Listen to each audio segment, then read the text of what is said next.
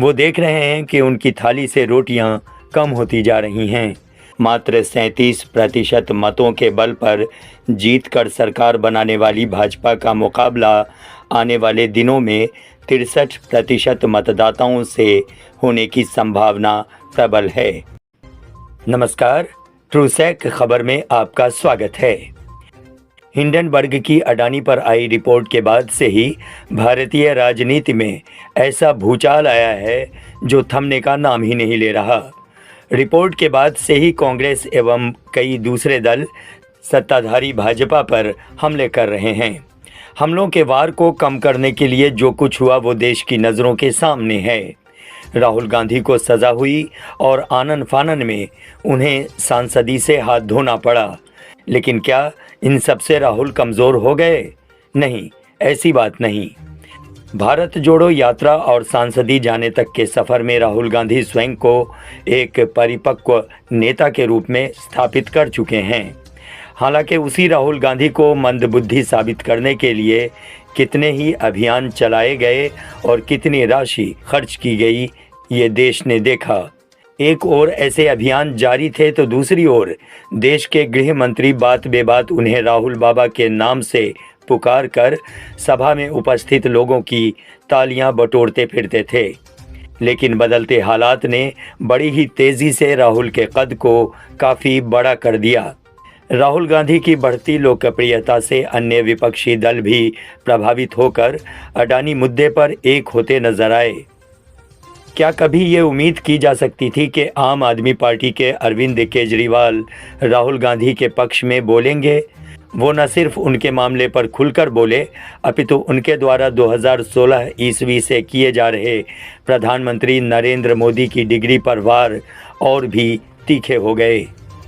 एक और राहुल गांधी और उनके साथ क्षेत्रीय दलों का एक ही सुर में बोलना, तो दूसरी तरफ केजरीवाल द्वारा किए जा रहे हमले और इन सब के केंद्र में भाजपा या कह लें कि प्रधानमंत्री मोदी। व्यूअर्स, आप याद करें, ऐसा हमला मोदी जी पर कभी पहले हुआ? गुजरात दंगों से भी मोदी उतने प्रभावित नहीं हुए जितने वो आज हो रहे हैं। हालांकि राहुल गांधी ने तो राफेल मुद्दे पर भी प्रधानमंत्री को घेरने की कोशिश की थी, किंतु उस पर लगभग वो अकेले ही पड़ गए थे और बीच में आया था बंद लिफाफे का खेल। लेकिन वर्तमान स्थिति उस पिछली स्थिति से काफ़ी अलग है।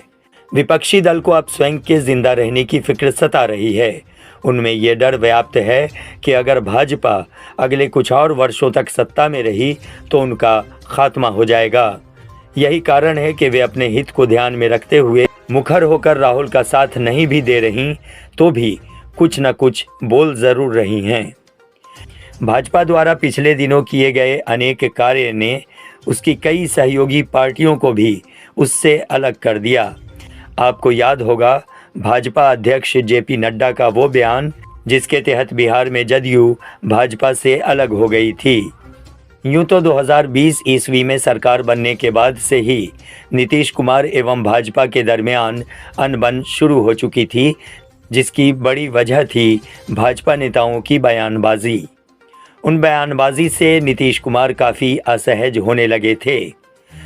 ताबूत में अंतिम कील ठोकने का काम किया था नड्डा के उस बयान ने, जिसके तहत उन्होंने कहा था कि मैं बार बार कहता हूं कि देखो, अगर ये विचारधारा नहीं होती तो हम इतनी बड़ी लड़ाई नहीं लड़ सकते थे। सब लोग मिट गए, समाप्त हो गए, और जो नहीं हुए वो हो जाएंगे। रहेगी तो केवल भाजपा ही रहेगी। भाजपा के विरोध में लड़ने वाली कोई राष्ट्रीय पार्टी बची नहीं। हमारी असली लड़ाई परिवारवाद और वंशवाद से है। भले ही इस बयान के केंद्र में नीतीश न रहे हों, लेकिन इससे उन्होंने अपने लिए संदेश तो ले ही लिया और जदयू भाजपा गठबंधन टूट गया। बिहार में नीतीश ने भाजपा से अलग होकर भी कुछ नहीं खोया, बल्कि उनकी वर्तमान स्थिति से आकलन होता है कि राजद से हुए गठबंधन के बाद वो पूरी सहजता के साथ विकास के कार्यों को आगे बढ़ा रहे हैं। यहाँ खोया तो सिर्फ भाजपा ने ही है। भारतीय जनता पार्टी के क्रियाकलाप ने उसके अनेक मित्रों को शत्रु में बदल दिया है। महाराष्ट्र भी एक उदाहरण है। भाजपा के समक्ष वर्तमान में जो चुनौतियां हैं वैसी मोदी के उत्थान से लेकर अब तक कभी नहीं रहीं।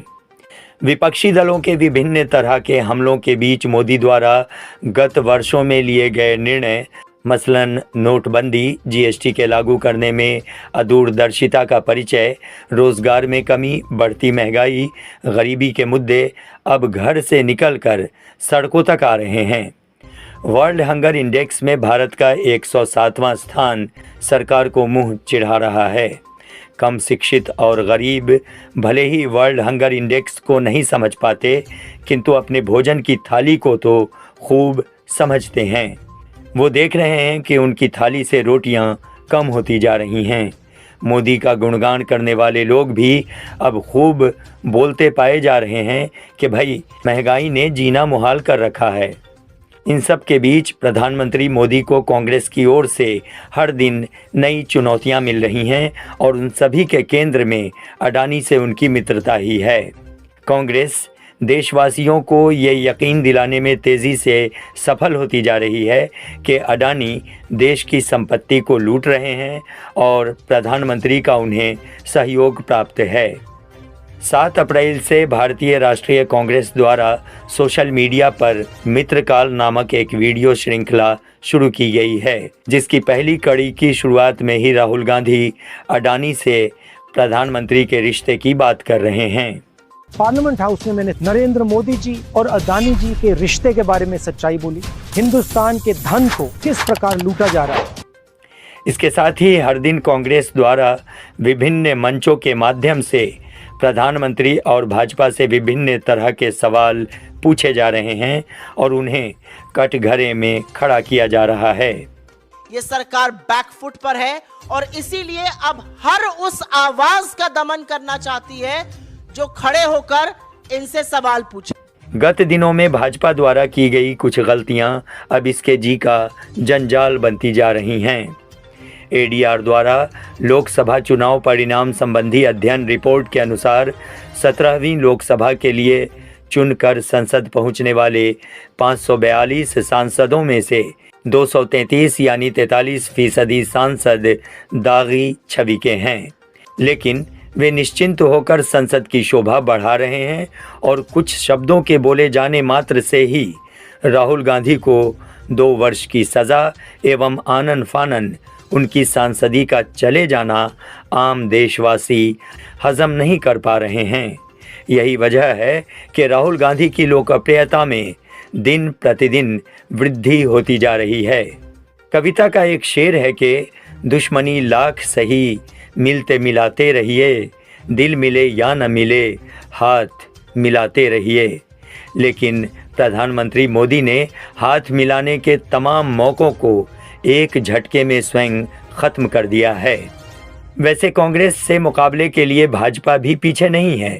संबित पात्रा और रविशंकर प्रसाद समेत भाजपा के अनेक नेता कांग्रेस पर हमले करते आ रहे हैं, लेकिन जिन तर्कों के सहारे कांग्रेस मैदान में उतरी हुई है वहां भाजपा के सारे हथियार नाकाम साबित हो रहे हैं।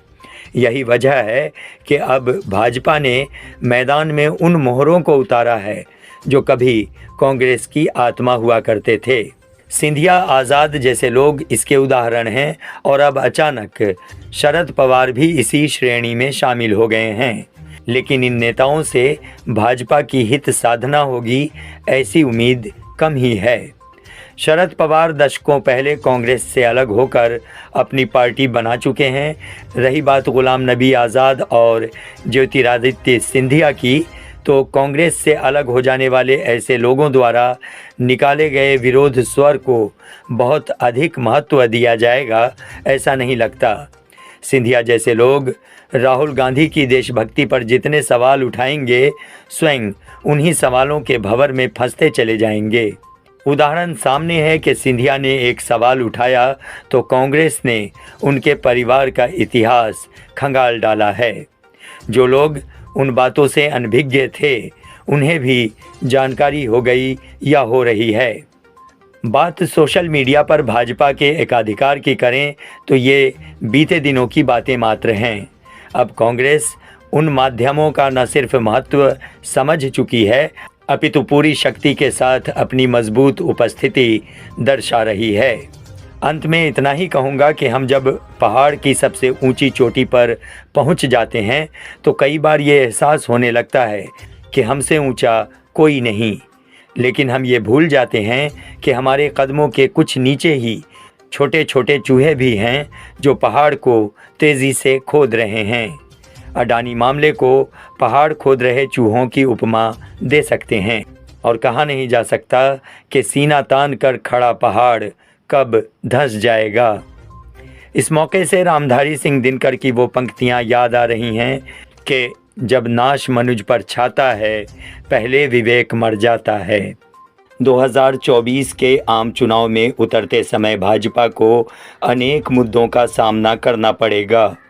मात्र 37% मतों के बल पर जीतकर सरकार बनाने वाली भाजपा का मुकाबला आने वाले दिनों में 63% मतदाताओं से होने की संभावना प्रबल है, क्योंकि विपक्ष एकता के मार्ग पर अग्रसर है।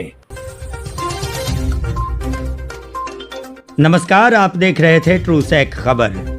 ये वीडियो अगर पसंद आया तो हमारे चैनल को सब्सक्राइब कीजिए, साथ ही लाइक और शेयर जरूर कीजिए।